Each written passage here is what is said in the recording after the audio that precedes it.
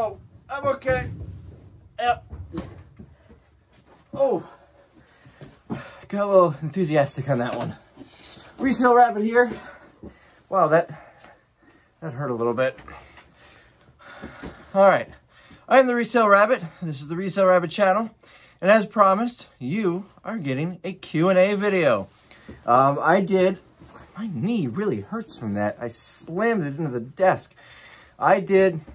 Quick side note.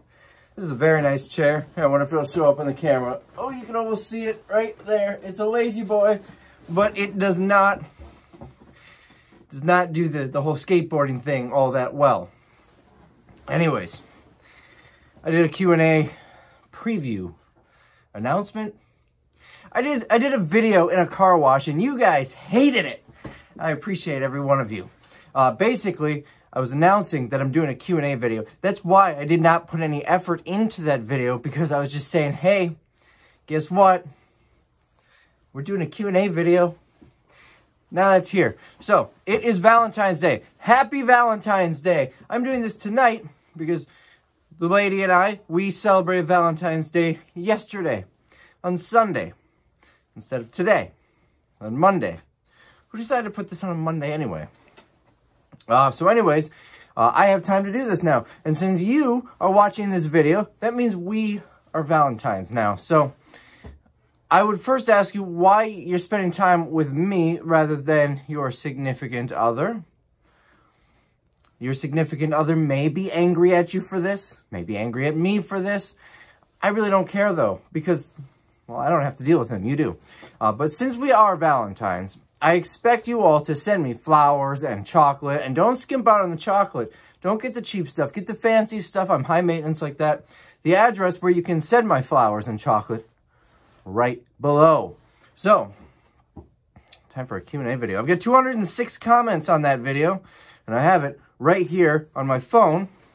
And we're going to try and get through as many as we can in the next hour or so.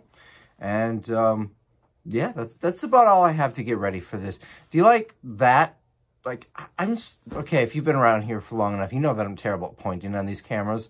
I'm seeing what is happening here, and it's like a mirror image.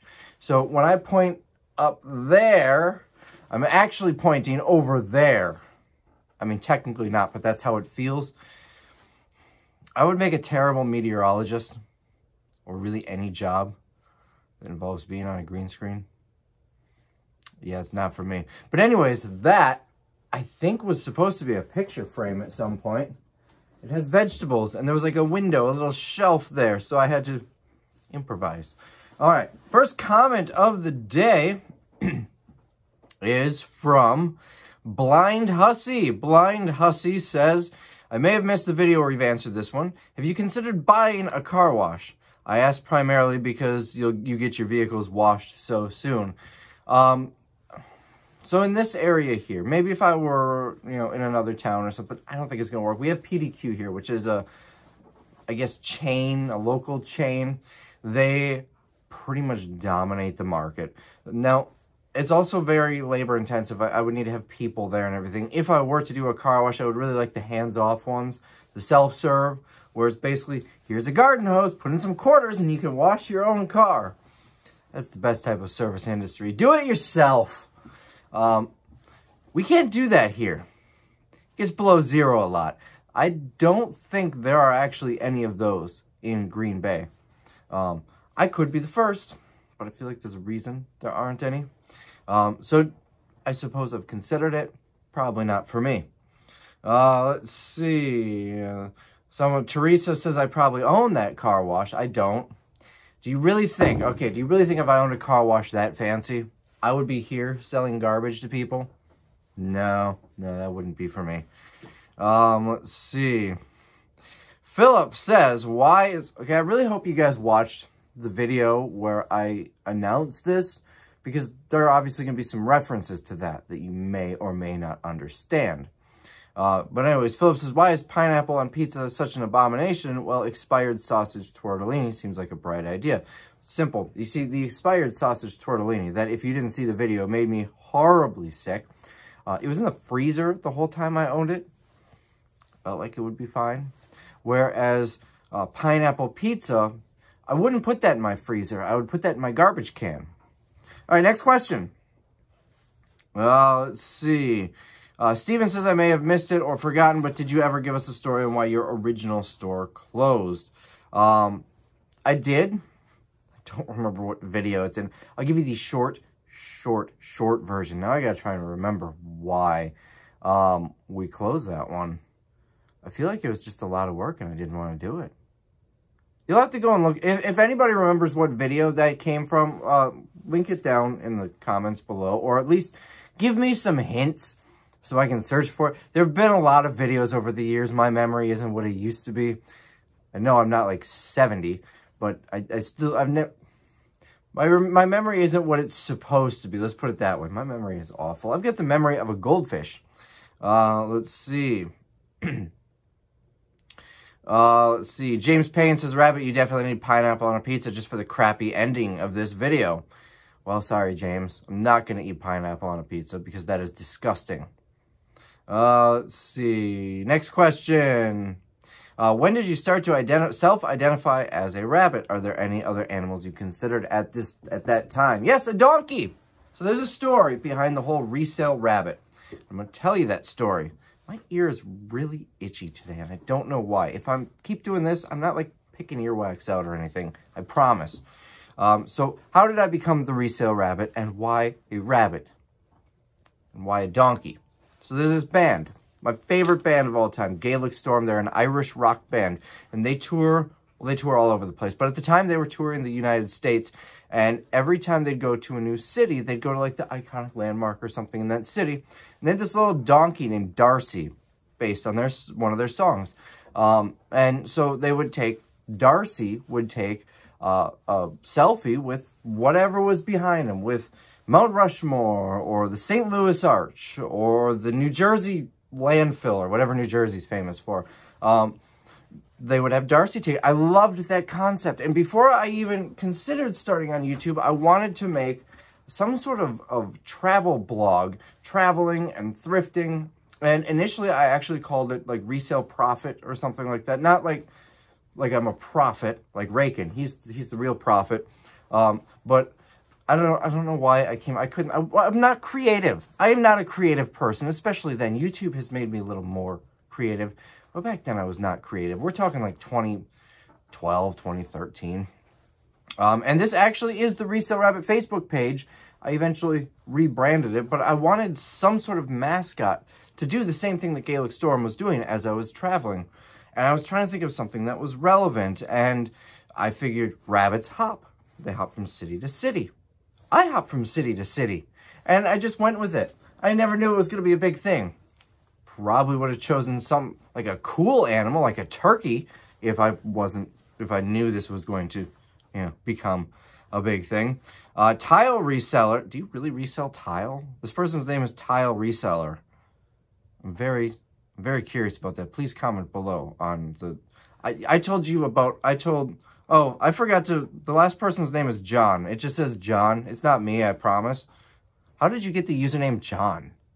Must be like the first person on YouTube. Anyways, Tile Reseller, who I'm very curious about their job, says, what was the last job you had, and when did reselling become your primary source of income? Well, my last real job, I was in the car business. I was the director of digital marketing. I had 4 dealerships that I worked for, one company, but there were 4 locations.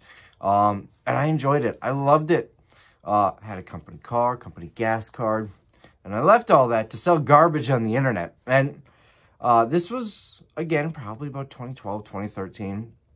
I started buying stuff and selling it, and I enjoyed it. And I'd been doing it for a long time beforehand, but I started taking it a little more seriously while I was at the car business. I was also a terrible employee. I printed my shipping labels on company time instead of buying labels, I used the window stickers that we put on the cars and just printed on that and stuck it to the package. I did that at work. Yeah, it's amazing. They didn't just can me. Anyways, it was... Once I was making enough, not to replace my income, but to be an income, that is when I officially hung up my car business jacket. I don't know where I'm going with that. quick side note, I'm looking at something. I was just having this conversation with my girlfriend, who is my biggest fan, by the way, and she will be watching this video. She's a big fan of The Office, and she seemed to not believe me that Dunder Mifflin is an actual paper company. I found these for the warehouse sale. They came from Staples. Where is it? Get your scrant on.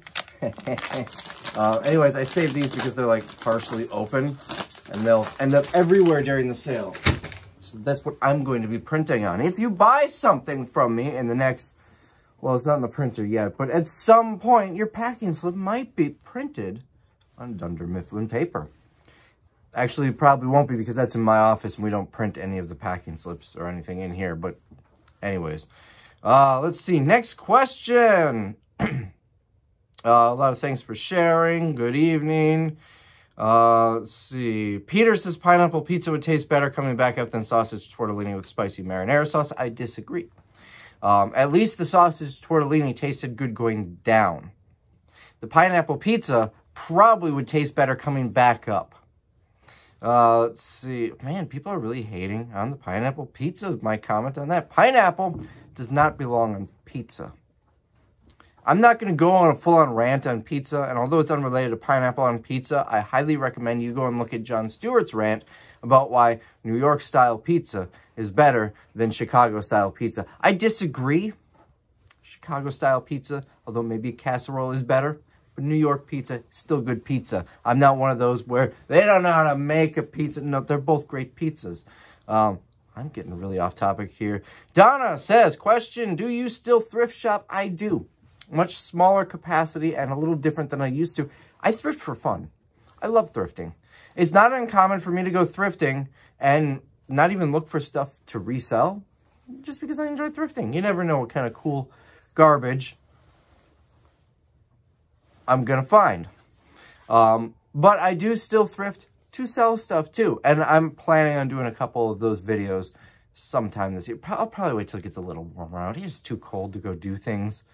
I don't want to leave the comfort of my bed until like June when it's finally warm again. But I do plan on doing some of those videos again. Let's see. Ping says, did you ever finish the renovation on a new house, or is it a process that's still ongoing? It's a process that's still ongoing. This wasn't something where I was going to dive in and completely remodel it, you know, right away. I have it all scheduled how I want to do it, and it's about a 3-year process. I am living in there during the process and working full-time here and trying to do more regular YouTube videos, so some of it isn't happening. So I guess I'll give you some quick updates. The siding is about halfway done. It got too cold. The windows I replaced all of the windows. The windows took like 6 months to arrive, and they had to go up before the siding. But the whole house is wrapped. New sheathing, because there was no sheathing on the garage. And I'm going to do, I didn't actually film any of this, but I've got pictures and stuff, so I'll probably do some sort of video slideshow on the other channel once I get a little more progress on. But that's all done. Siding is about half done. All of the exterior doors are replaced. Driveway is half ripped up, and then we get snow on a day we weren't supposed to get snow, so now that's going to happen in the spring. But I did save $1,000 because of it, so there's that. Honestly, pretty much everything is about half done. I'm very good at halfway finishing a project and then getting started on another project. Let's see. Winter Dodd says, when I'm packing boxes to go to the warehouse, I'm half tempted to write Hi Rabbit on the inside on the off chance it winds up on one of your Walgreens pallets. So, Winter, if you work at the Valparaiso, or you're, actually it sounds like Winter works at a retail store and would send it to the warehouse. So if you are sending product to what would be the Valparaiso location, Valparaiso, Indiana, that's where they come from. If they're going anywhere else, I'm not going to get it, unfortunately. But if you are in the general Midwest area and it's going to Valparaiso, I wouldn't say there's a good chance, but there's a possibility it would come to me. I am planning on getting a Walgreens load soon, though, so do it now. On every single box you pack up. That would be pretty cool. And if I see it, and I'll tell my employees who dig through the boxes too, I said, if you see it, we'll put something on a video for you to see that, because that would be kind of awesome. Let's see. Mike M says, how many storage units do you buy per year? Mike, it really varies. Sometimes I will go in and buy 10, 12, 15 storage units in one day. And sometimes I just won't buy any units because I'm feeling lazy. But I would say a safe amount, maybe 30, maybe somewhere in that area. I have been doing less storage units because although it is profitable, it's not as profitable. Well, I shouldn't say that. By percentage, it's probably quite a bit more profitable than liquidation. It's a lot more work, though. It's a lot dirtier, a lot grosser, a lot colder. It is cold outside. Have I mentioned that? But I mostly do storage units for fun now. It's still a part of the business. It's still a noticeable profit on the business. But honestly, if I was just looking financially, if I had nothing to do with this company and I came in as a consultant, I would say stop doing storage units because you're making more money over here. But we have a rule here. Top 3 things. I always say safety third. So there you go. Safety third. Number 1 and 2 are fun and profitability. Fun is always number 1 on the list. We need to have fun here at Wisconsin Liquidation Center, at Resale Rabbit headquarters, at JLN Distributing. This business has so many different names. At this place, here. We need to have fun here. Otherwise, we're not doing it. I'll shut this whole place down if it stops being fun. I will burn it to the ground. All right. I'm feeling better now. All right, next question. Oh, I almost dropped my phone. Michelle says, did you get the baler fixed at the warehouse? And are there any more store closings or buyouts coming up? Yes, I did get the baler fixed. It is operational. Basically, the press that comes down had to be completely rebuilt. And there was a possibility that the actual hydraulic piston, I think is the proper word, needed to be replaced. It was actually bent. And at that point, it would have been no longer worth, it would have been just scrap the thing and buy a new one. I was able to have that bent mostly back, and hopefully it will continue to work. I was told there's a possibility that this thing will, that the whole thing is kind of bent and twisted and could just go back into its old shape before. So, I don't know. Part of me wants to just sell it so I don't have to deal with it. But also part of me knows how much these things cost to buy a new one. And I'd like to kind of keep the one I have. So that's all taken care of. And I saved a lot of money because my former father-in-law did most of the work. Now, next question. Oh, no, Michelle asked another question. Any more store closings or buyouts coming up? Yes. Got a couple in the pipeline that I can't talk about. You know, confidentiality and stuff. Some of these stores, they don't even know they're closing. Why, they can tell me. I have no idea. But anyways, there is one that I will be doing. It is a Bed Bath & Beyond in the near future. I'm working with the liquidation company. They actually just sent me a whole bunch of pictures of the store today. Looks like some decent stuff. Also looks like there's a lot of hand sanitizer and masks. I can't wait till the market is no longer flooded with those. I get those everywhere I go. Seasons with Anthony says, do you still have and use your dad's wallet? Right here. So, for those of you who don't know the story, my father passed away when I was young, and this is his wallet. And I still carry it with me every single day. For the past 17 years, I've been carrying it. It's getting pretty worn out. And the sentimental part of me, the collector in me, says maybe I shouldn't continue carrying it because it's just going to fall apart eventually. But also, what am I going to do with the wallet? So I'm going to carry this until I can no longer carry it. Maybe at some point it'll be like, have a rubber band around it or something. But yes, I do still carry my dad's wallet everywhere I go. And if I ever get mugged, I will offer to take the crook to an ATM and give them money to let me keep the wallet. Please don't mug me. Let's see. Dorena Taylor says, I blinked first. If you remember at the end of the video, I stared into the camera for 40 some odd seconds because reasons. And she continues, you're right, pineapple on pizza should be illegal. Dorena, we are best friends. You do not need to send me flowers and chocolates because that alone is an awesome Valentine's Day gift. Not only agreeing with me, fuels my ego. I like that. It also, it's a point that I appreciate. I'm very passionate about this. Pizza It's one of the most important things in my life. And I hate when people ruin it. Let's see. I'm going to get so many comments on this video of people who disagree with me for some reason. You guys just like disagreeing with me. Let's see. Carl says, if I were to come to one of your warehouse sales, would I be able to meet you and say hello and maybe get a picture? Of course. Any viewers out there who come to the sale. Now, I may not, if I'm super busy, I may not be able to sit and chat. That's just how it is. If you're going to be in town a little bit, maybe we can sit and chat after the sale's over or something like that, depending on what the schedule's like, what my schedule's like, what the sales schedule's like. But I will always, as long as I'm on site, I'm usually on site, I will always come out, pop my head out, I'll say hi, we can take a picture, absolutely. So if you ever come to the sale, Carl or anybody else, feel free to ask. If I'm not here, usually I will be back soon. It's like I'm running to the bank or I'm getting everybody lunch or something like that. So I'll be back soon. Unless I eat some really, really expired sausage tortellini with spicy marinara, then I might be gone for a day. I have missed 6 full warehouse sale days since I've been doing this. 5 of them were when I had COVID. And then 1 was this past sale where I got food poisoning. The food poisoning was much worse.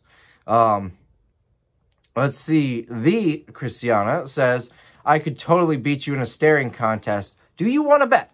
Do you want to bet? Yeah, you probably could. I blinked too quickly. Christiana also says, what do you wish you knew before you first started reselling? Well, I wish I knew to invest everything I had in GameStop around February of reselling related. I really wish I knew how important it is to focus. You know, this is a job, and I basically did the bare minimum, just enough to get by, just enough to pay my bills. But it was so good back then. If I really put, 40 hours a week into it, gave it my all, 80 hours a week, 6 hours a week, something, I probably wouldn't have any of this here that I have today. Not because it would have failed, but because it would have succeeded so well that I wouldn't have needed to do that. Now, that may not be relevant to new people just starting out right now because, well, a big part of it is how good it was back then. It's not as good now, but it's still good now. And if you're just starting out, it might not be as good 10 years from now.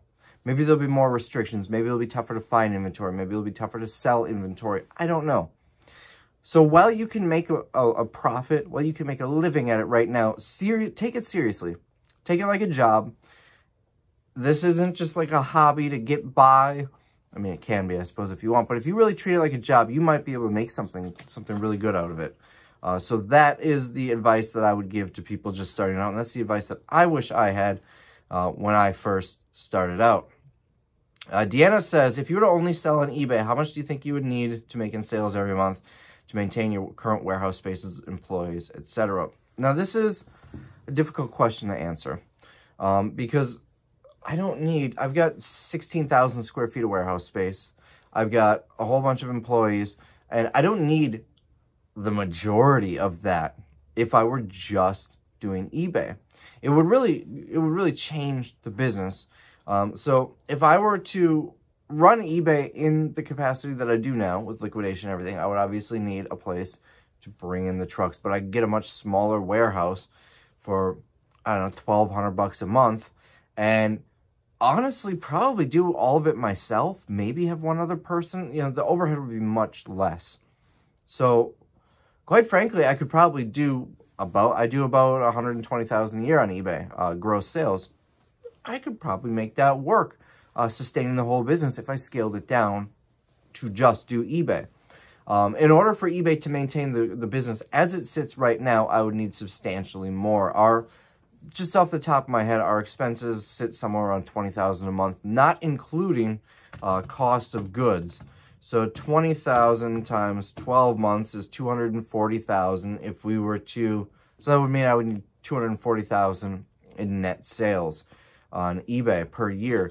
$240,000. Let's see. Add 20% for returns, eBay fees, PayPal. Well, we don't use PayPal anymore, so I guess just eBay fees and whatnot. Add 20% times 1.20.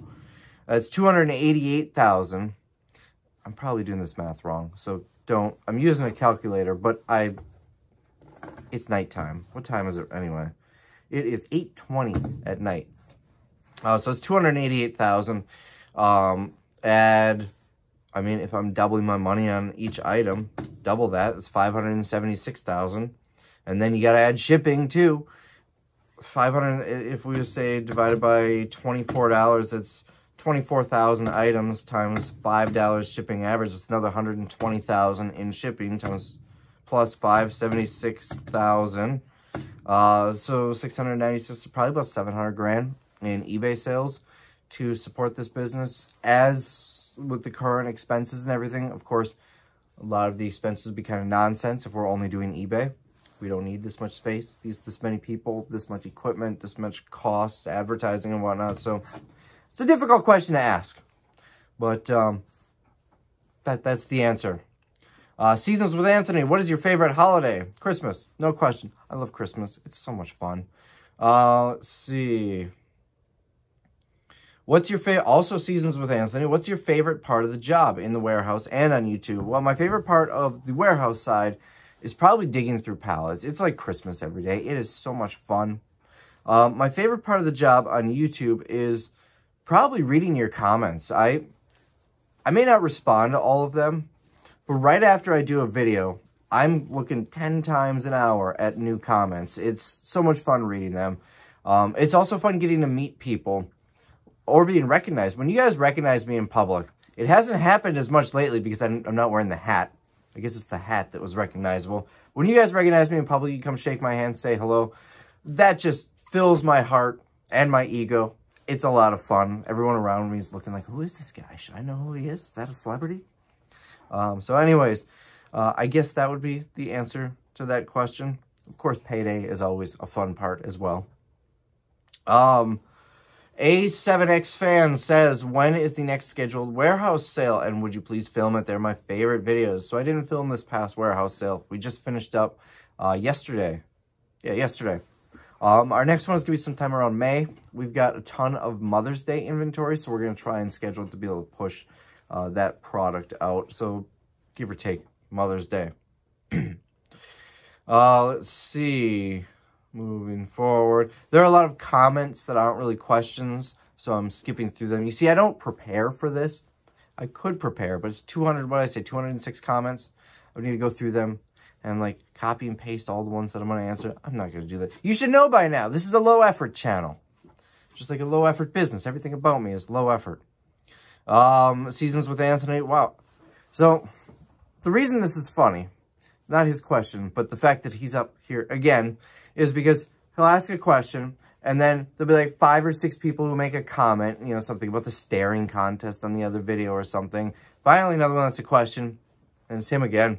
The same thing. So anyways, let's see. He says, how much do you make on YouTube if you're comfortable sharing? So my understanding is I'm not allowed to say that. When I signed up for AdSense, I signed non-disclosure. Now, whether or not that's changed, I know a lot of other YouTubers are discussing how much they make on YouTube and whatnot. I'll say this, I don't make a lot. I make enough that's definitely noticeable. I wouldn't be able to sustain YouTube full time because I don't make enough to cover the costs of the stuff that goes into the videos. Those costs, obviously I make the money back on that stuff by selling the product and whatnot, but I couldn't just quit my job and shut this whole place down and do YouTube, at least not in this format. I had another point that I was going to make too, and I don't remember what it is now. I do all right, I guess is the point. If I started doing the sponsors, you know, go to Squarespace and Nebula and all the other ones and HelloFresh and all the other ones that the YouTubers do, I bet I would make a lot of money. But I don't know if I want to do that. I've been thinking more about it lately because I do kind of have the opportunity to make a lot of money on you guys' expense, of course. And so that sounds kind of neat. But I don't know. I haven't decided. If I did do something like that, I wouldn't be annoying like some YouTubers out there. Whoa. Oh, man, I must have ate something. I wouldn't do it that way. I wouldn't every other week have a course or an ebook.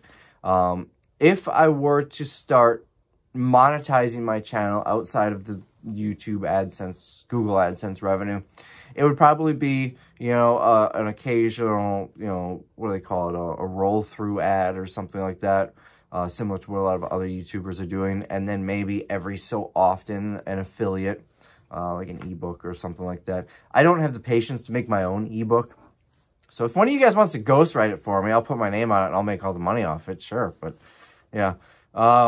Let's see. Jackie says, how did you get started doing the warehouse sale business? This is an interesting story, and I've mentioned it on another video before, but the gist of it is I bought a storage unit. I don't know what I spent, 400 bucks maybe. And as I was going through it, I realized it is all clothing.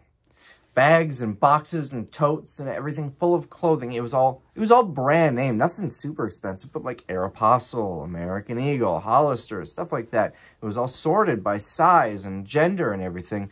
And it really seemed like they were resellers. They probably went to like the Goodwill outlets or the Dig and Save and got the decent stuff and probably garage sales or something. I had no way to sell this stuff. So what I did is I bought a bunch of clothes racks, and I decided to set it all up, and everything's $1 for a weekend. And I even put some of the other garbage that came out of the storage units that really wasn't worth much. And I did really well. I think I made like $2,000 or $3,000 that weekend.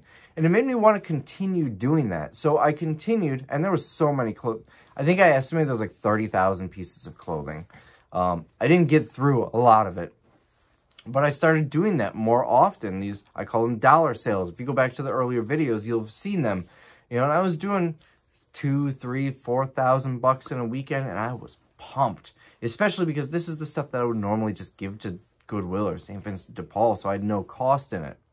And then at one point, I bought out a store in Indiana that actually dealt with like Amazon returns and overstock and whatnot. I don't remember what I paid for it. The owners actually filled up a trailer and brought it up here for me. And that warehouse sale, I think I did like $6 grand.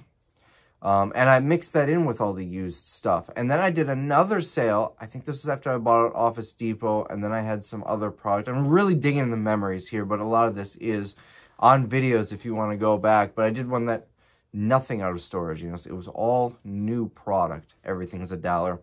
And over the course of a weekend, I made 10 grand. And I couldn't believe it. It was wonderful. It was amazing. And then it was, I want to say 3-4 years ago, I decided to start the Falling Prices sale format where we start at $10 and then drop the price every day. And obviously my costs went up substantially. You know, I'm spending $30,000 to $50,000 just on product for these sales. And, you know, it worked. The first sale, it was mostly just leftover stuff we had here. I think I might have bought 1 truckload. And I brought in like $40,000 and I could not believe it. And now I'm doing so much more. The Christmas sale we just did, well, not just did, 2 sales ago, was the biggest, highest grossing sale ever with over $80,000 over the course of 8 days. I don't count bag day. That's day number 9. We don't make much on bag day. We just get rid of the stuff. 8 actual priced days, and we made over $80,000. That is freaking nuts. This past sale, we did about $50,000, but the cost was a lot lower. I wasn't expecting to make a lot in this sale, so I didn't want to spend a lot. Less than I was expecting, but still, I mean, we didn't lose money, so. I need to be drinking things here because I'm talking. I've been talking for 34 minutes straight. It's a lot easier if you guys were here, then we could have a conversation. Then I can take breaks while you talk. Let's see. Yossi.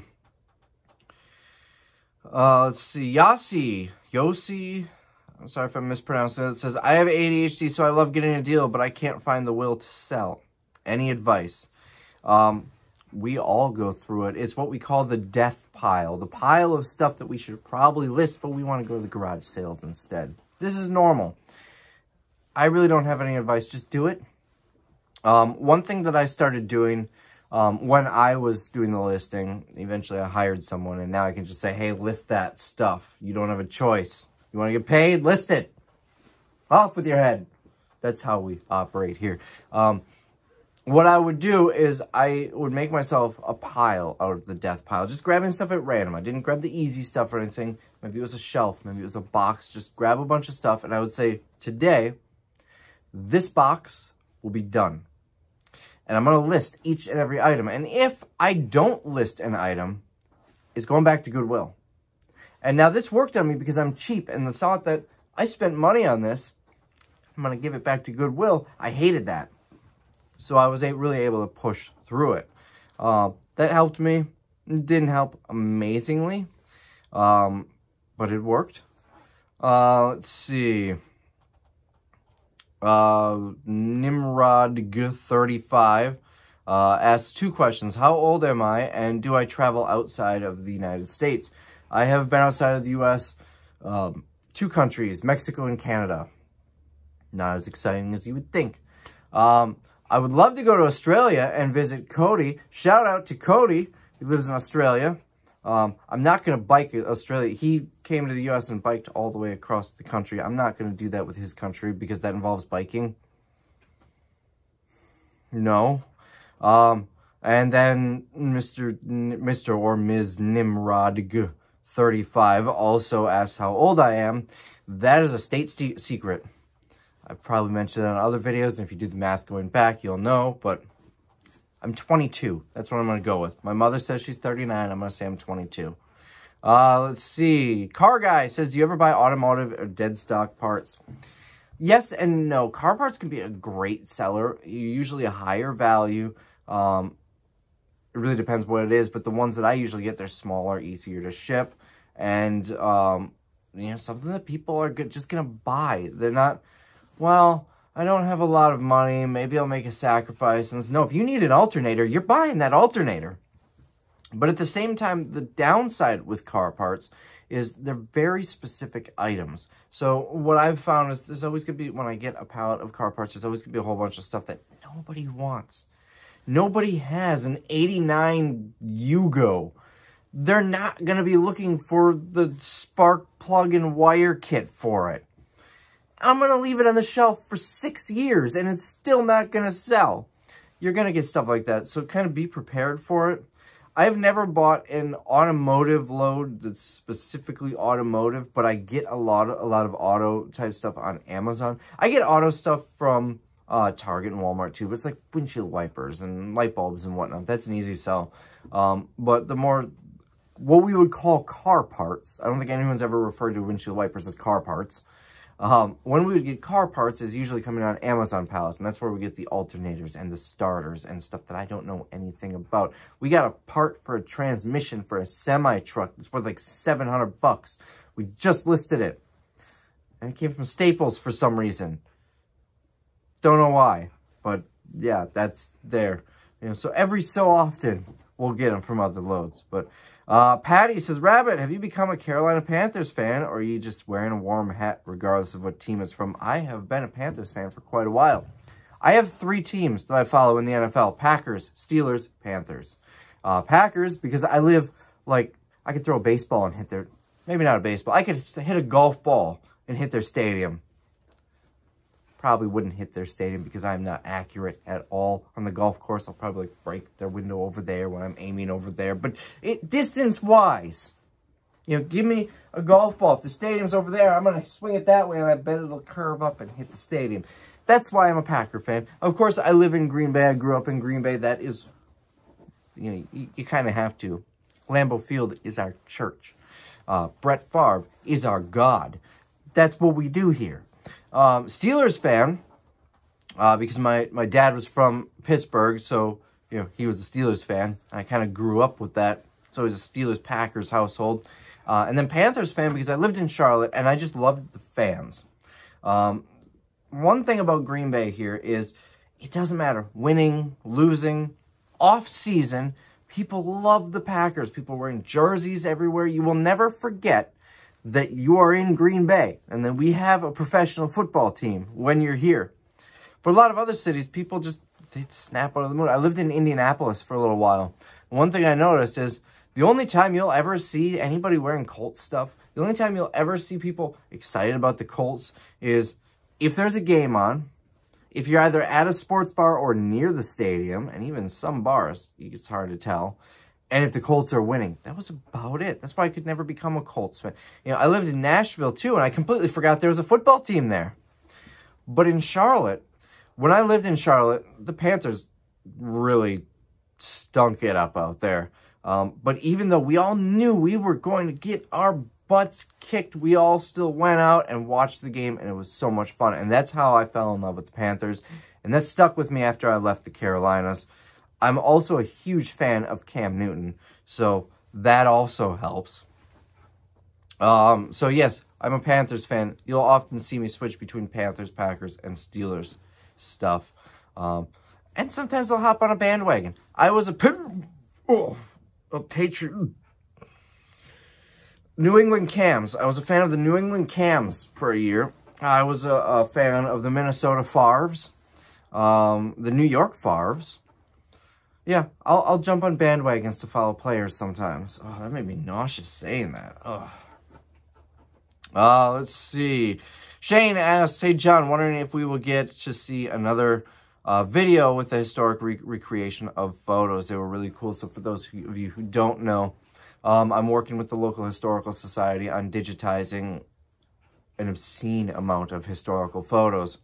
And some of them I went out and tried to recreate. You know, this is this building in 1945, and here's what it looks like today. Same angle and everything. And it was a lot of fun. And I filmed it. The video's on this channel. I will be doing that again once it, again, gets warm out. If you notice, a lot of these are weather dependent. So anyways, I will be doing that again once it gets warm. You will be able to see that on the other channel. I created the other channel, so this one can be more about the business and about reselling and whatnot. So if you are not subscribed to the other channel, it's called What's John Doing? I'll have a link down below for you. Seasons with Anthony, again, says, I missed when he posted every day during the first few months of COVID. Who else? You know, that was fun. Anthony, I got a deal for you. Go and get a biochemistry degree. Develop a new deadly disease and release it. And as soon as, you know, millions of people start dying, then we'll all shut down again and I'll be bored. And then I can do daily videos. And this is actually very dangerous because my suggestion of needing another plague is what caused the pandemic. And my suggestion of needing a vaccine is what created the vaccine. So, you know, magical. So, Anthony, please don't do that, actually. That was, yeah, no, not gonna. Let's see. Scrolling through the comments here. Linda says, why does anyone, and anyone is all capitalized, why is also all capitalized, why does anyone think that pineapple on pizza is a good idea? I gotta be politically correct. I was gonna say something and I shouldn't. Because, let's just blame poor parenting. It's unrelated to the thing that I was gonna say. Poor parenting, that's why. Supra from OTE. I don't know. I'm bad at reading things. Do you believe in Bigfoot? Can you say Bigfoot is real? Of course I believe in Bigfoot. I've met Jameson's mom so many times. Yeah, she's real. Don't worry. Let's see. Filming the car wash. Are you going to Texas for the Green Room convention, or do they not do? They don't do that anymore. The Green Room kind of died off. I am still a member. They made it free for existing members. I don't know, a couple years ago. I don't know if new people can join still or not. But anyways, I wish they were still doing it. I would love to do it. But unfortunately, I'm not going to be doing that because there isn't one. Let's see. So Tom asked, did I get the plumbing stuff sorted out on the staff toilet? And how much of the building do I occupy now? Yes, plumbing was fixed. We had a plumber come through. Building, I want to say the whole building is like 20 or 22,000 square feet. We've got about 16,000.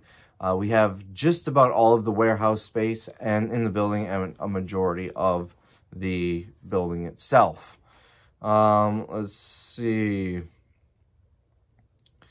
Debbie says, have a good weekend from a fellow Wisconsinite. I'm trying to stick to questions here, not comments, because we're already 45 minutes in, and I according to the little scroll bar, it says I'm only like a quarter of the way through the comments. But anyways, I'm going to respond to that one because Debbie is clearly an intelligent, wise, and attractive person because she lives in Wisconsin.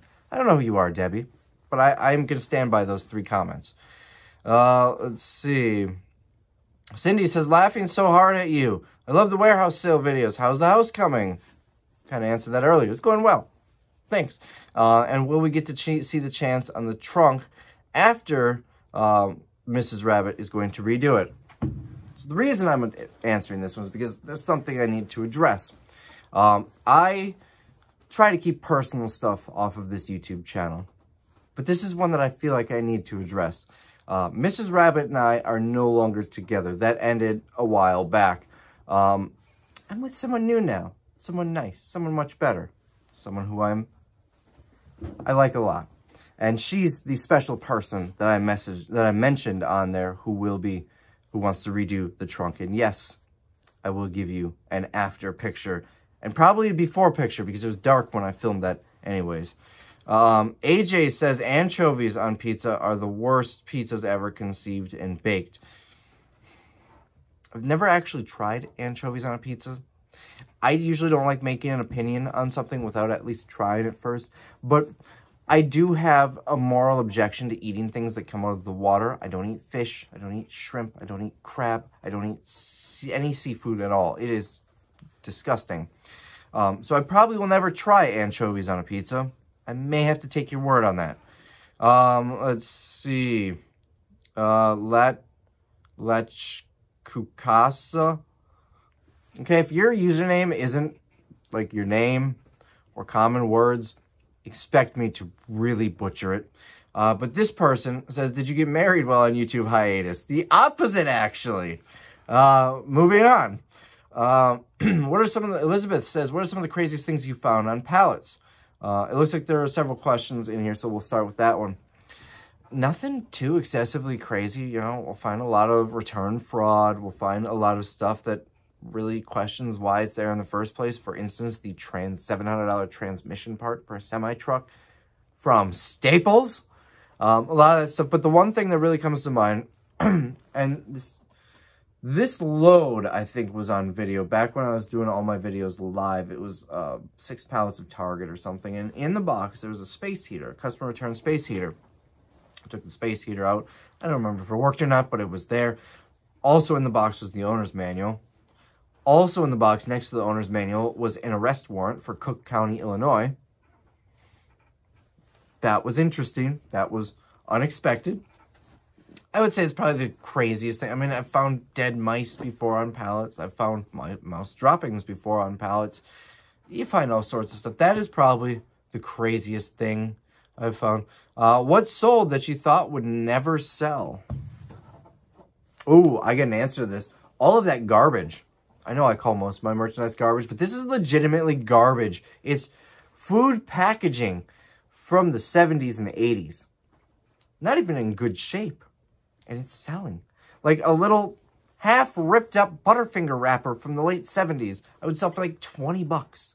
I never believed that this stuff would have sold. Fun fact, my cleaning lady threw away a box of this stuff. I never brought it up to her. I didn't want her to feel bad because it legitimately looked like garbage. It was all food wrappers and empty boxes and stuff. I don't want her to feel bad about it, but it was probably like $3,000 worth of merchandise that she threw away. And I went out. Cleaning service comes on the weekends, so when we came in Monday, realized it was gone. We went out to the dumpster, but it was like pouring rain all weekend, so it would have been ruined anyways. Moving on, Elizabeth continues, if you could give yourself advice when you first started working, what would it be? I already covered that. And then, what is your goal for this year and the next 5 years? Well, I guess my goal is always just improvement. I want to improve on the previous year. I never try to compete with other businesses, with other people. I always try to compete with my past self. And so whether it's this year or the next 5 years, my goal is just to improve. My goal isn't to be like a huge, multi-billion-dollar company. I don't want to be the next Jeff Bezos. I don't want to go to space in a phallic-shaped rocket ship. Actually, that would be kind of cool. I wouldn't mind that. But everything else I don't need. I just want to be able to retire comfortably, to be able to support myself, my future family, and my bougie lifestyle.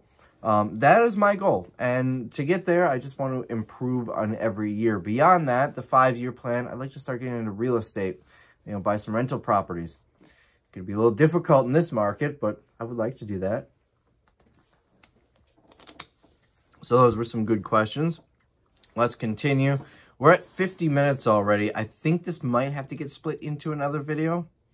I don't know what we're going to do with that.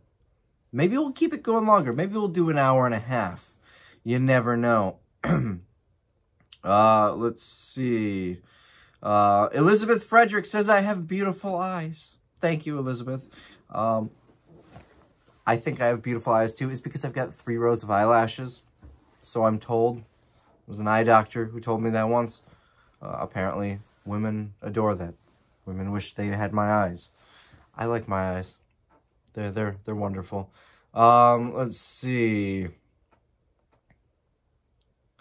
I'm just scrolling through. Let's see. Another person says pineapple. Bobo Brazil says pineapple on pizza is a crime. Continues with, what is the weirdest and most expensive thing you found in a storage unit? Boy, the weirdest or most expensive thing. You know, it would have been really nice if I actually thought these out and planned them beforehand. But we don't plan things here. That's why I'm sitting here at 8:46 p.m.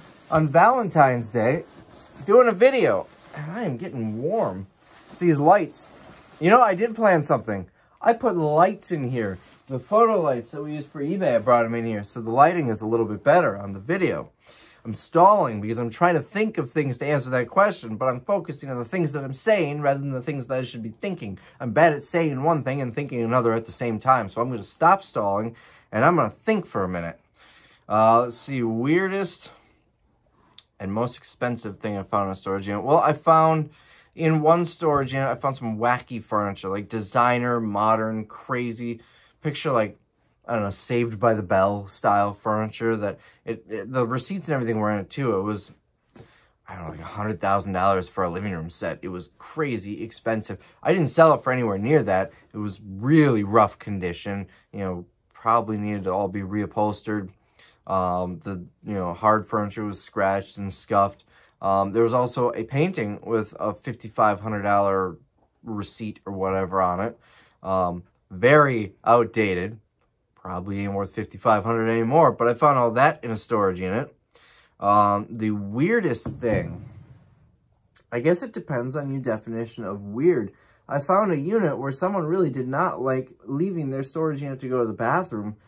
There were bottles upon bottles upon bottles filled with bathroom, and it was disgusting. I think we estimated it to be about 500 pounds of bathroom. We used a snow shovel to scoop it up. It wasn't as gross as you would think because it's all contained within the water bottles, and it was all liquid bathroom. It was number 1. It was not number 2 or 3. But it was still pretty gross. I would say that is probably one of the weirdest things that I've found. Lots of drugs. In fact, there was the one where I opened the safe live on YouTube and there's a bunch of heroin in it. Let's see. What if AWF says, what are your revenue goals for 2022? How many warehouse sales are you planning for 22? And will you move warehouses again in the next 1 to 3 years? Well, first off, this is the original warehouse. I haven't moved warehouses. I did have a secondary warehouse for a little while. When I was able to expand in this building, we shut that one down. But this is where it all started, warehouse-wise. Revenue goal for 2022 is just improvement from 21. I don't know off the top of my head what my revenue was for 21. But I would like to say that I want $1 billion. Let's see, what was the other question? How many warehouse sales we have planned? Well, we just had one for February. We're going to have one in May. We'll probably have one sometime around July, August. One around Halloween, and then one right after Thanksgiving. So there'll be 5 sales for the year. I really don't think we can manage any more than 5. So that's kind of the plan there. Kristen asks if I ever plan on having kids. Do I think this would be a business that I could see passing down to them? It could be, but I honestly don't think I'll be running this business by the time my future children will be old enough to take it over. I'm old enough. Remember, I don't tell my age. I'm 22. I probably will not be doing this 20 years from now. I would assume by then I'll be retired, and I use that term lightly. I will still be working, but it'll be something more laid back. Maybe just garage selling and selling on eBay part-time out of my house and having a couple of rental properties or something like that. Maybe marrying a rich supermodel and never having to work again. Who knows? But this business is a lot of work, and at least the way I run it, I don't see myself being able to do this when I'm old. And I don't see myself wanting to do this when I'm old. Now, that said, I did plan on kind of being retired by now because I didn't want to do this now, and I'm still doing it, so you never know. But if, I guess to answer your question, Kristen, if this business is still around, once my future children are old enough where they could take over, absolutely. It is a fun business. Let's see. Canman says he thinks I would have my own chef. That would be nice. The YouTube revenue isn't as high as you're thinking it's good. It is, Canman. I can't afford a chef. My chef is the guy who flips burgers at McDonald's, and he kind of freelances because he's also the personal chef for everyone else who goes to McDonald's. Let's see. Moving forward, trying to find more questions. Someone says I can schedule a live through YouTube in advance so you can see when it's going to be. Why don't you do that? Because this video is not live. That's why. I don't really like doing live videos anymore because I noticed when I was doing them before, I was having serious problems with connectivity issues. And I don't really know this until after the video is replayed and everyone's complaining that they missed like 25 minutes of video in the middle. I much prefer editing them. Also, if I do an hour-long video and my fly is down the whole time, I can always redo it. It's not live. That happened once if you've been around long enough. Let's see. Anna says, I'd like to know why you wash your car every day. Because I have a monthly pass, so it doesn't cost me any extra to wash it every day. And I really like my car. I hunted for this car. I bought it. So, a lot of people are going to laugh at me, but my dream car is a Buick LaCrosse Avenir, which is their highest trim level of the Buick, or of the Buick line. Nothing drives like a Buick. I test drove a Genesis G80. I think that's the higher level one. It's like an $80,000 vehicle. It's nothing compared to the Buick. Now it has some really cool tech options that when you hit the turn signal, it will actually show you on your dash, like the back corner or your blind spot. I really like that. There were a lot of cool tech features. I know how much you guys love it when I eat on video. My desk is covered with peanut butter cups. My staff thought it would be funny. They're everywhere. So, yeah, this is what I do in here. So, anyways, I've driven a lot of cars, especially when I was in the car business. Nothing drives like a Buick. But this car is very difficult to find. The Avenir trim, at least. So, it took me about a year searching. Found one at a dealership in New York. Bought it sight unseen over the phone. And had it delivered here to Wisconsin. And I absolutely love it. And that's why I wash it every day. Most of the cars I've owned in my life, there's so much rust on them that if I run them through a car wash, most of the car will just go down the drain. So this one, it's nice. I want to keep it nice. We also have a lot of snow and salt and stuff on the roads. So I just run it through every day. Why not?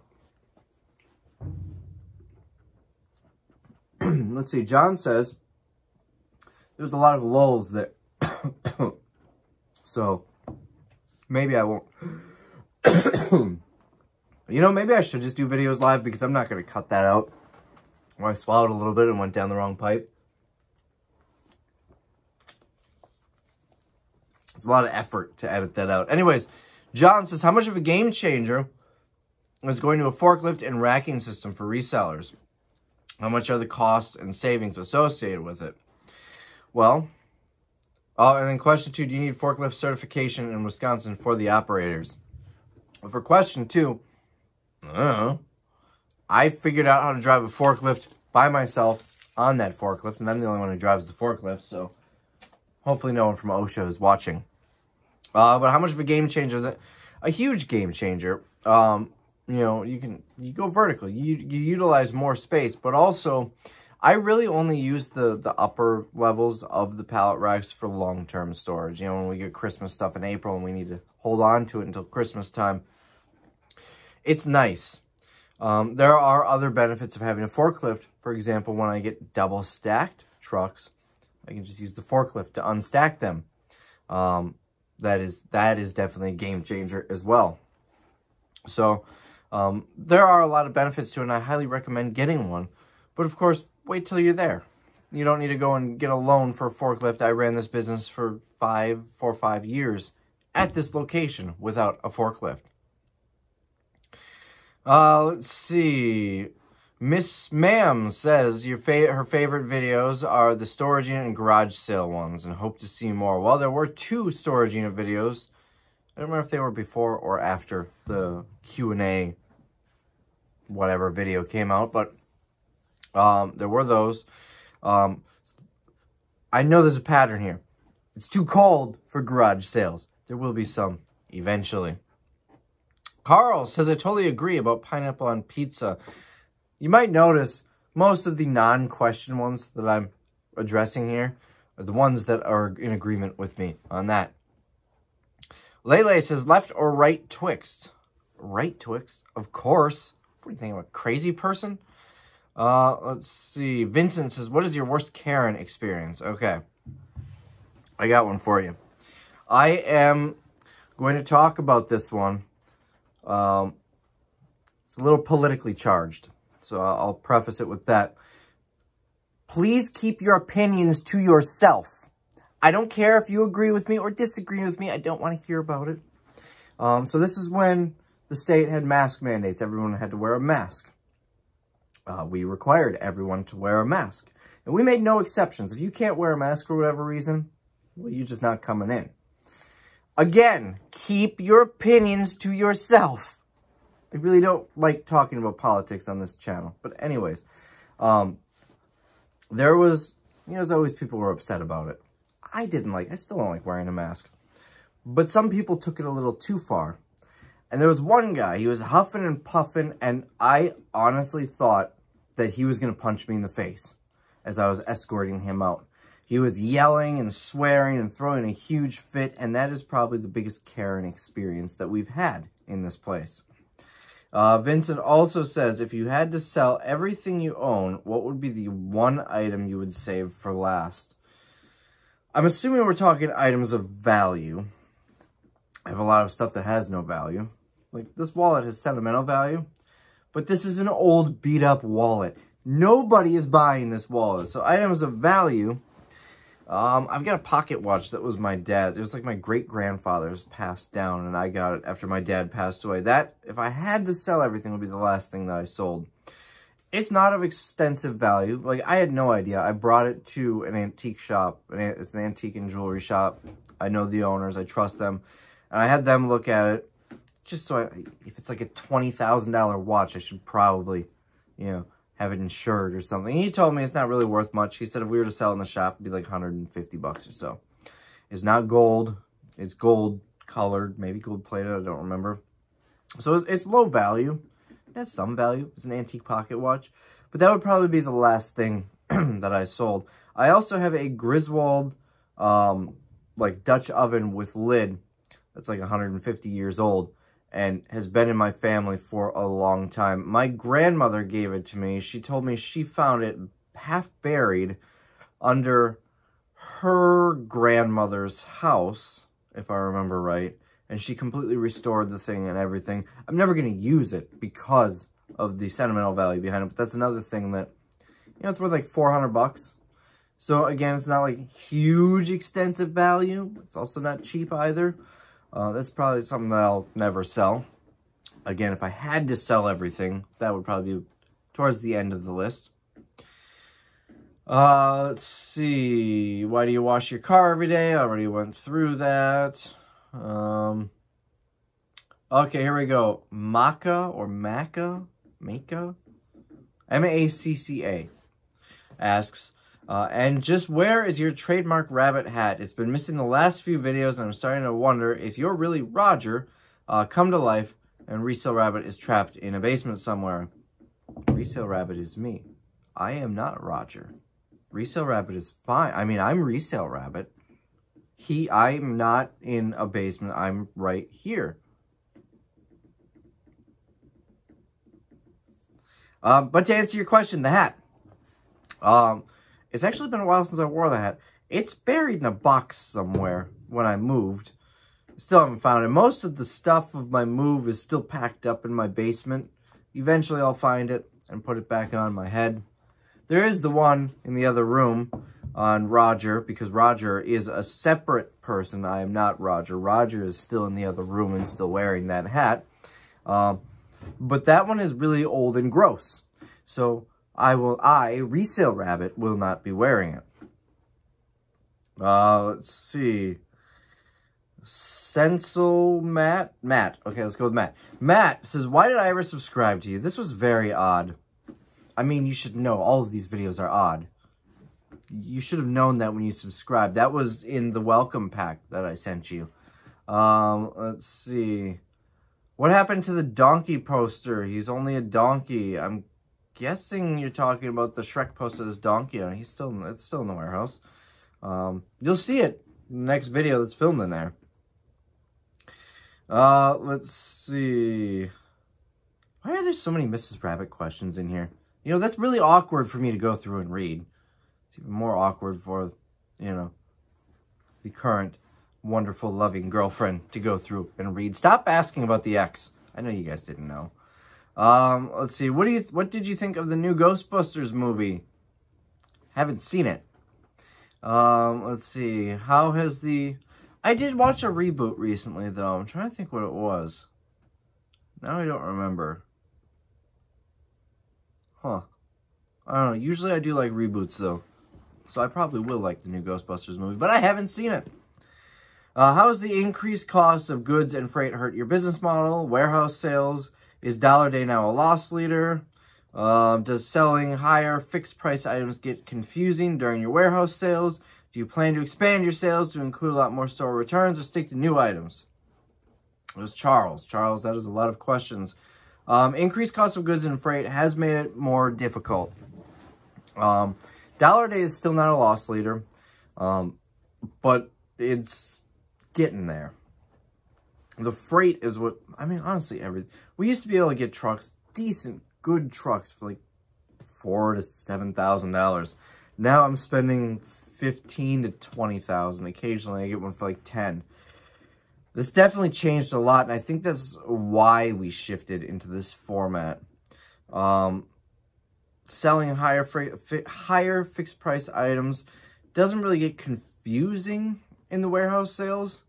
I mean, we do have people who will show up and, you know, pick up like a $200 vacuum and say, this is $3? But for the most part, people understand the concept. It's not that big of a deal. What's annoying to me is I can't say everything is $3.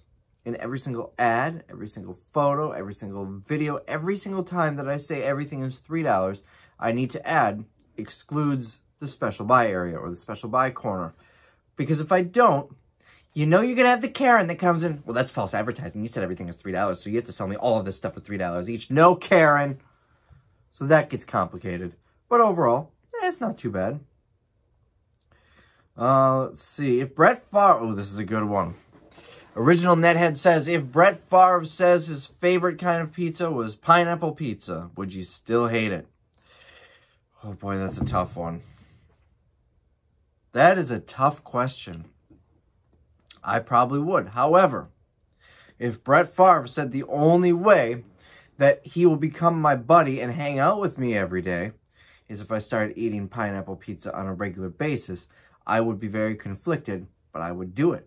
But that also sounds like an abusive relationship. Yeah, it'd be an abusive relationship with Brett Favre. Brett Favre is amazing. Let's see.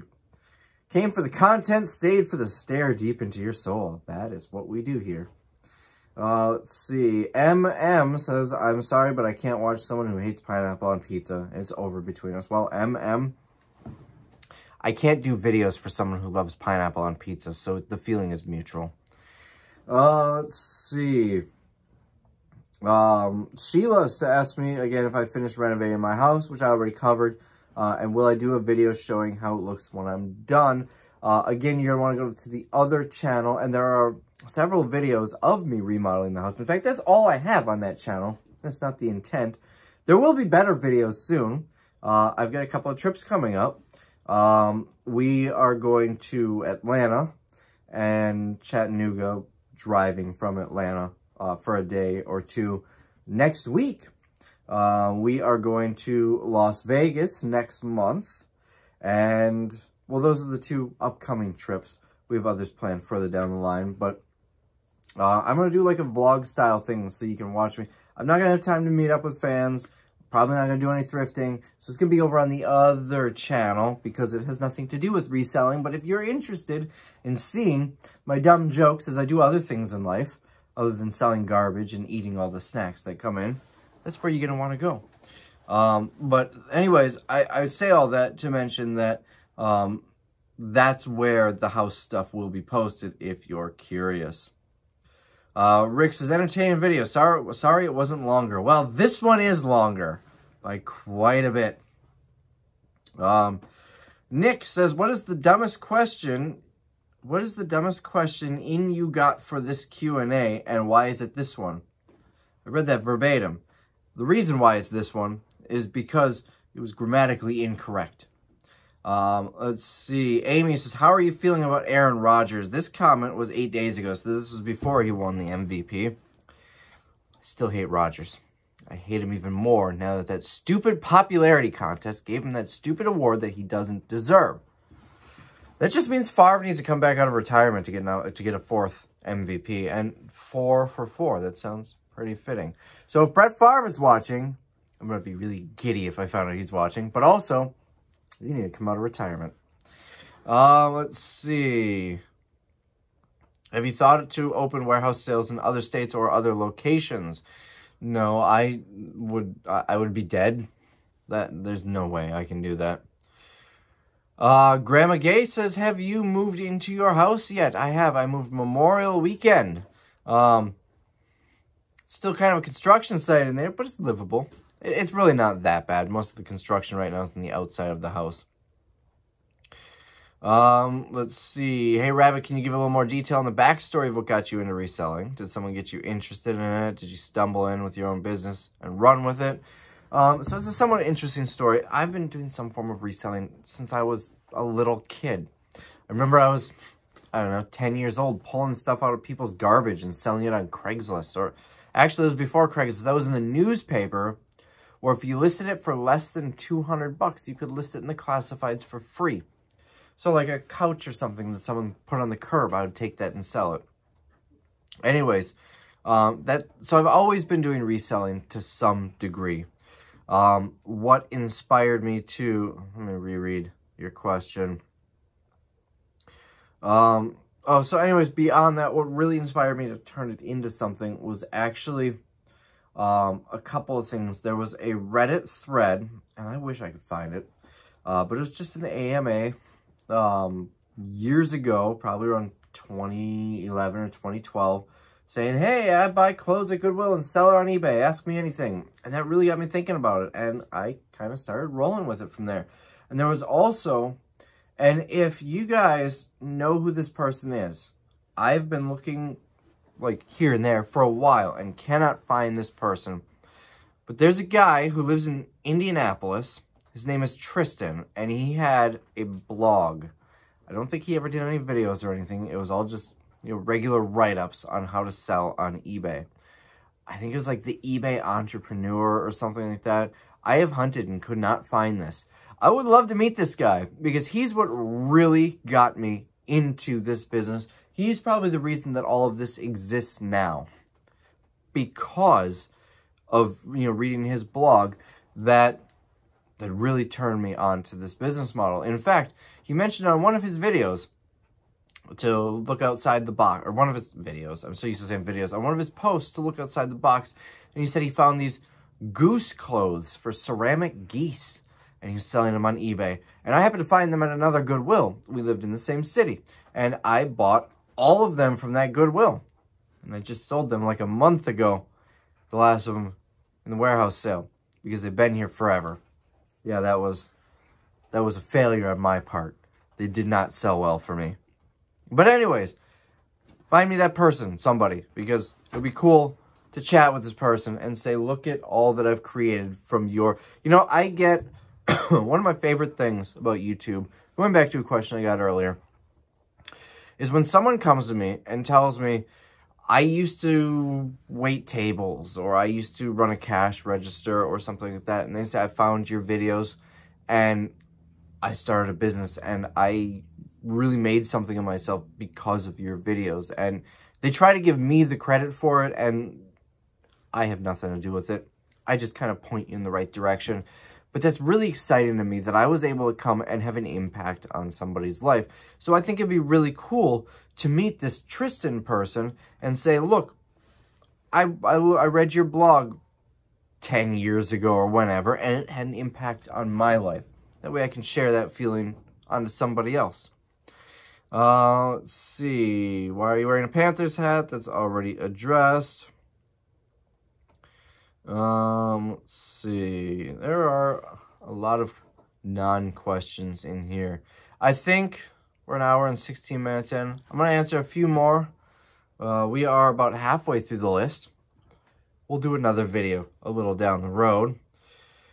Let's see. Artie says, in regards to purchasing the contents of a storage unit, how awkward or uncomfortable is it to contact the previous owners and let them know you have paperwork or keepsakes that belong to them at one time? Are the reactions to your inquiry all over the place? Are they more specifically met with hostility, embarrassment? Obviously, I'm not talking about offering them anything. I'm almost certain you've mentioned trying to return property for select cases in previous vids. Yes, so what I do when I get a storage unit, now sometimes the storage facility handles this. They say if you get personal effects, papers, documents, stuff that has no value to you but a lot of value to them, sometimes the storage facility will say leave them in the unit or bring it to the office and we'll get it back to them. Some don't. Some say screw them, get rid of it, throw it away, and I don't like doing that. So I always try to track down the person and say, hey, I've got your stuff, would you like it back? 9 times out of 10, I can't get a hold of them. I'll find them and they won't answer. I had somebody insist that it was not their storage unit and someone had stolen their identity. And I said, lady, I've got yours and your kids' social security cards and everything here. I'm going to give it to you. Do you want... Nope, it's not me. All right, let's go in the garbage then.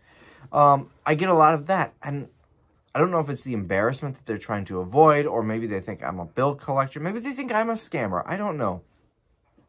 I don't find it awkward, though. There was one awkward time, and this is kind of how I changed it. I had a woman who came in and picked up some of her stuff from her unit. And it was actually the American, not the Red Cross, I think it was St. Vincent de Paul or the Salvation Army, one of those charities that actually connected us. And so I could get that stuff back from her. And they told me that she worked in the oil industry. She made 6 figures a year. And then her husband got sick, and then she was living in her car. And, you know, fast forward a significant amount of time, she's living in her car and lost her storage unit.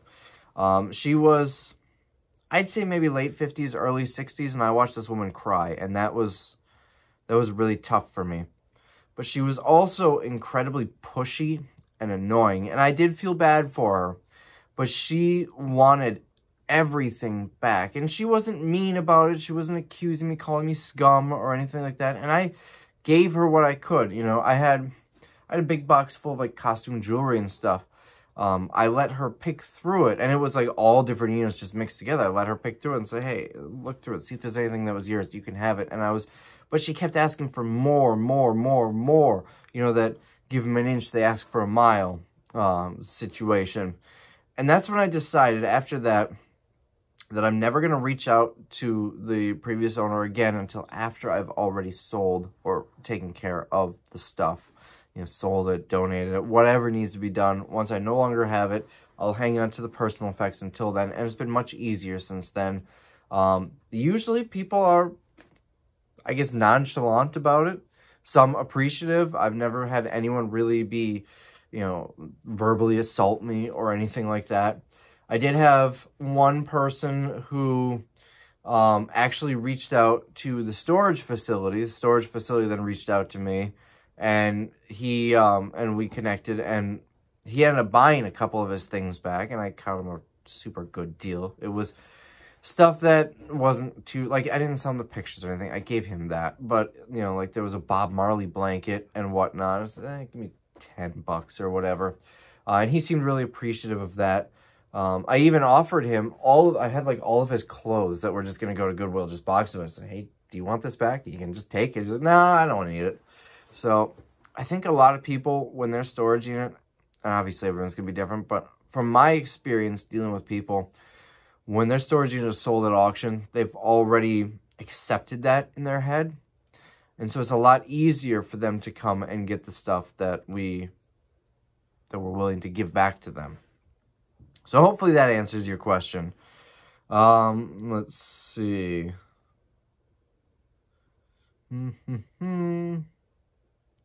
I get you said you shut the small door, but didn't you have a larger brick and mortar discount store? Yep, and I did that on a previous video. And I really hope someone knows what that video is so I can link it below.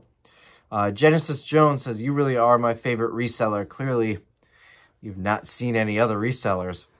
Craigslist Hunter, he's a good one. He's the best. Let's see.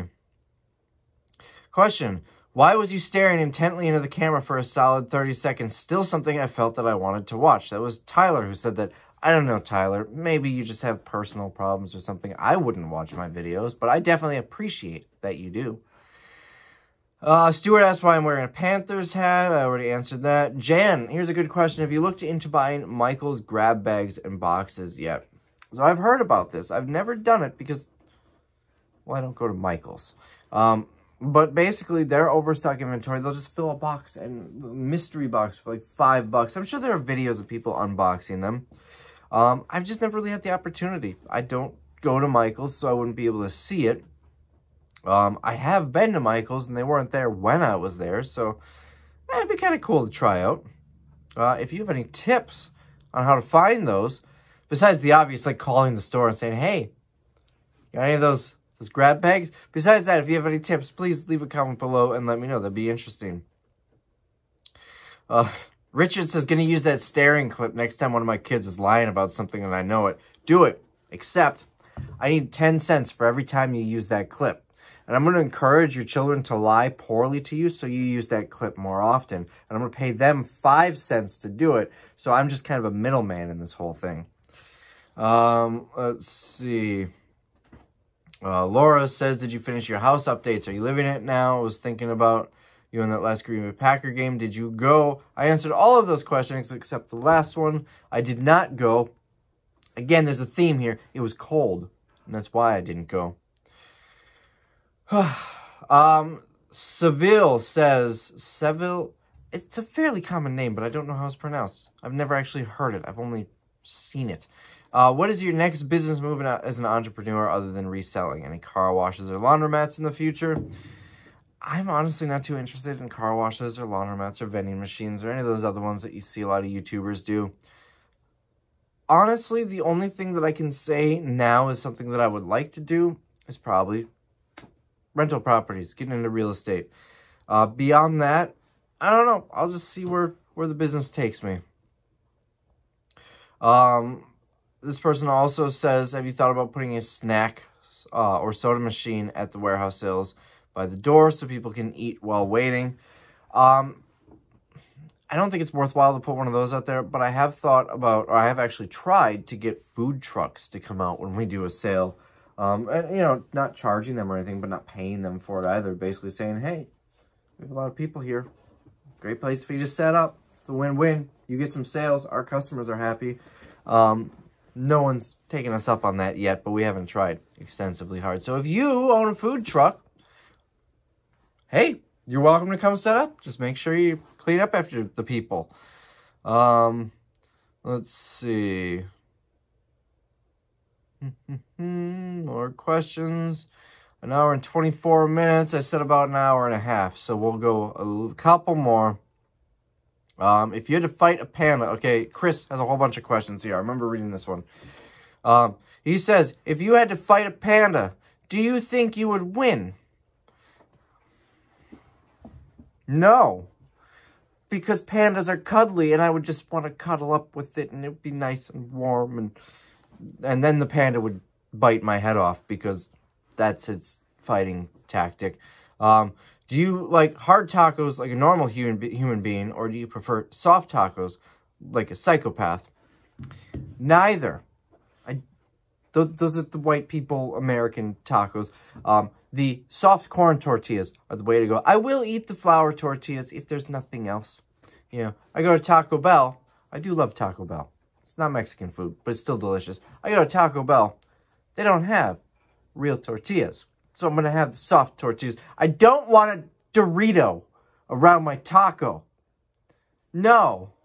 No. No. Let's see. Why does my arm kind of hurt after lifting heavy boxes all day?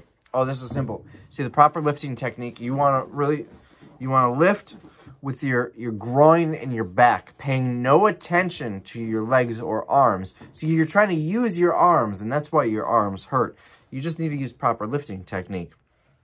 And why did Netflix cancel the Santa Clarita Diet? Because Netflix likes to take amazing shows, make them really good, hype us up, and then kick us while we're down. I don't know why we would be down, but that's what they do. It's awful, and I hate Netflix for that. Let's see, Cynical Beard says, no one wants to see you driving through a car wash. Are you too busy to make a video when you're not driving? Unsubscribed and disliked. Bye. Let's see. Alicia says, I guess you get paid through the nose for that marinara sauce. If you want to understand the reference, I'm not going to gross you out. Go back to the last video. But that is true.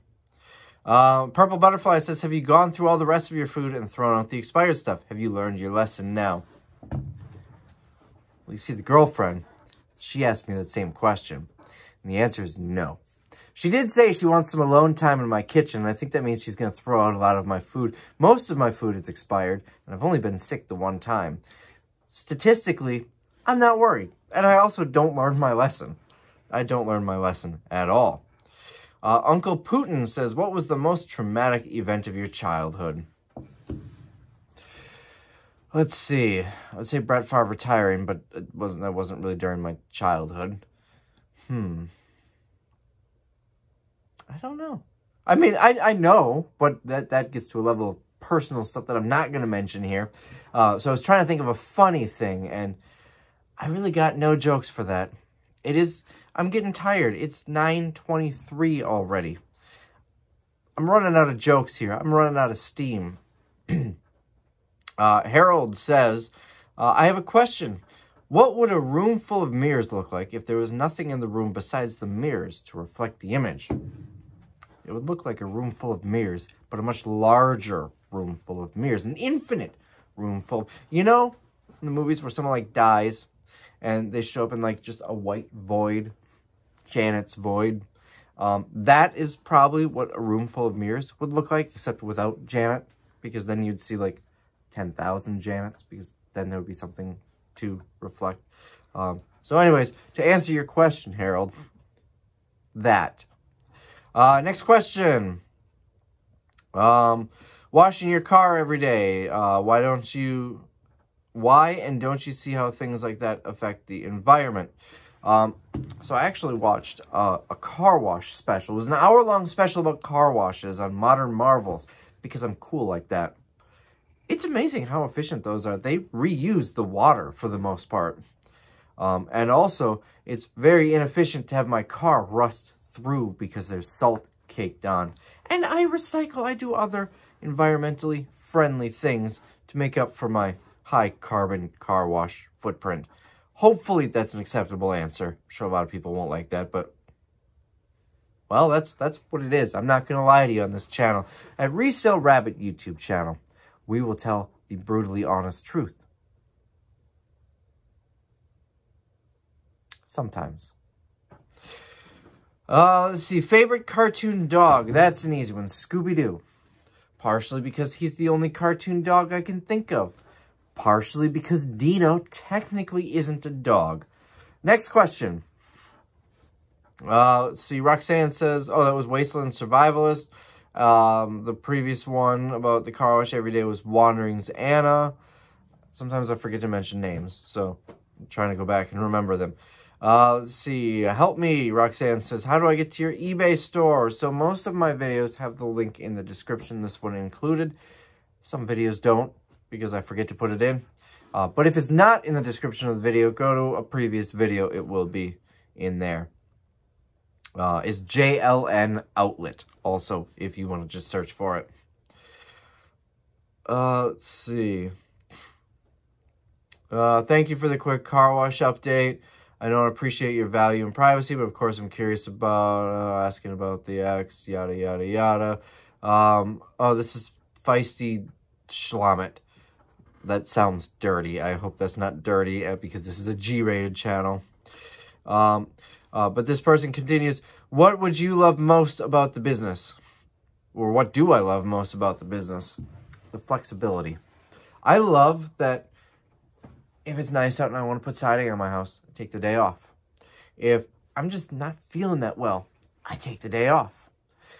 If I'm really bored on Valentine's Day in the middle of the night, I come into work. The flexibility is a huge part of it. I would say I work about the same amount that I would at a traditional job. I would say I make my personal income about the same amount that I would in a traditional job. But I've got a level of flexibility that I would not have anywhere else. And I try to give my staff that same flexibility too. There are some times, like during a warehouse sale, where you need to be here no matter what. But anytime outside of that, I give them a huge amount of flexibility. You know, since I'm paying them minimum wage, I might as well give them some flexibility. And I'm kidding, I pay them a quarter more than minimum wage.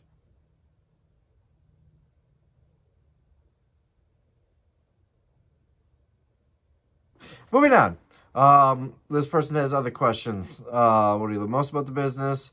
Do you like being an employer? Honestly, I don't. I am not good at like confrontational type things at all. I don't like being the boss, which is why it's nice that I give people the level of flexibility. Of course, sometimes you do need to sit down and have the hard conversations and be the boss, and it's not fun. When I first started this business, I actually brought in an HR consultant to kind of help me learn how to do that and what I can and can't do. I'm not a fan of being the boss. I'm a fan of being my boss, not other people's bosses. It's also, especially in the beginning, very worrisome having people and families relying on me. Nobody should have to rely on me. No, I am not a reliable person. Which is why on Valentine's Day at 9:28 p.m., I'm at the warehouse. Like I said, we did our Valentine's Day yesterday. Really fancy. Our dinner cost more than my first car.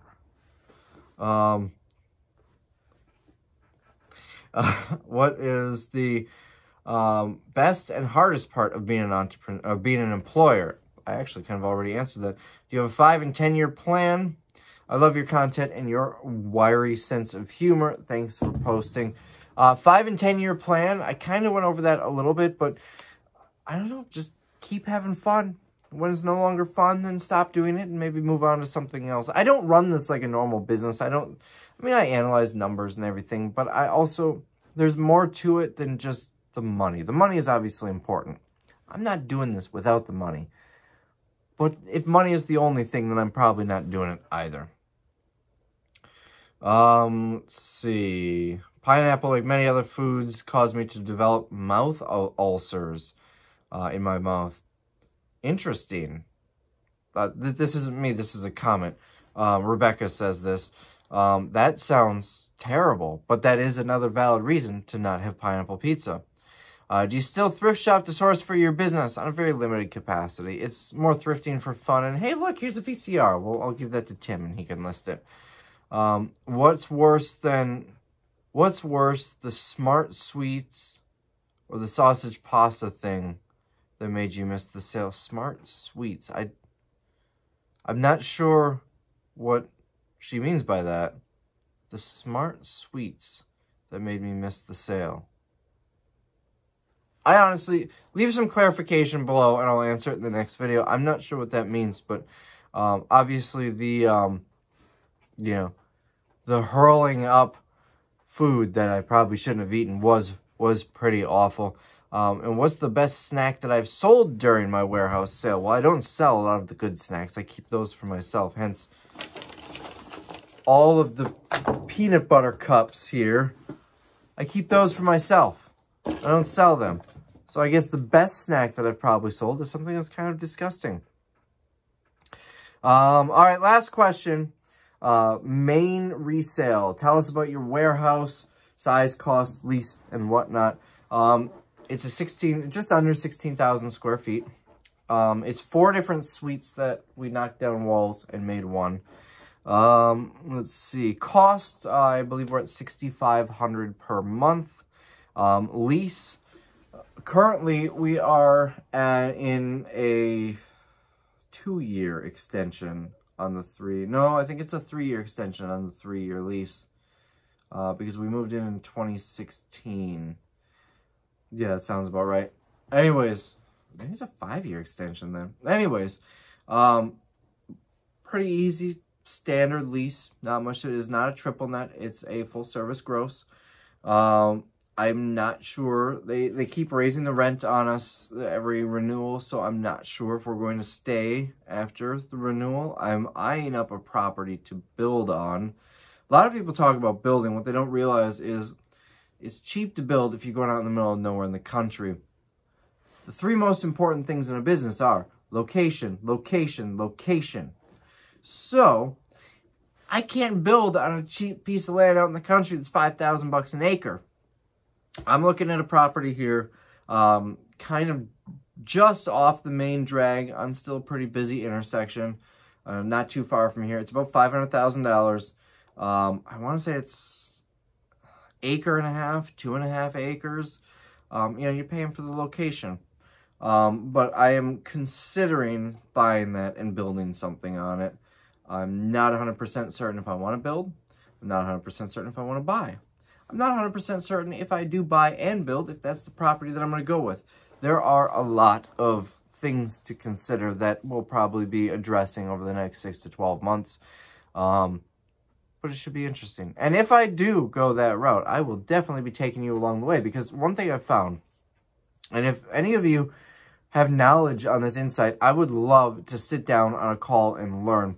Because I know that I need an architect to design the building. I need a real estate agent to handle the process of buying. I need a lender to handle the process of financing. Now, who do I just pay the architect out of my own pocket and then bring the plans to a builder and say, this is what I need built, and then pay the builder to give me some sort of quote and then go to a lender? Or do I go to the lender first to be able to cover these things? But what if the architect and the builder create something and they say, yeah, this is going to be 30% higher than what you're approved for, and then I go to the lender? I don't know the process, and there are no videos out there about this. So I will definitely, if this happens, when it happens, be doing a video series that really goes in depth on the whole process. So if any of you or anybody else wants to build commercial building, they don't have $1.5 million to do it, and they're going to finance it, and they're going to have it built and designed and everything, that you or they will be able to know how to do it. But if any of you have some knowledge on that, please reach out, because I would love to know what the whole process is. So anyways, that is going to be this video. It's been 1 hour and 39 minutes and 3 seconds, 4 seconds, 5 seconds, 6 seconds. I gotta stop doing that. The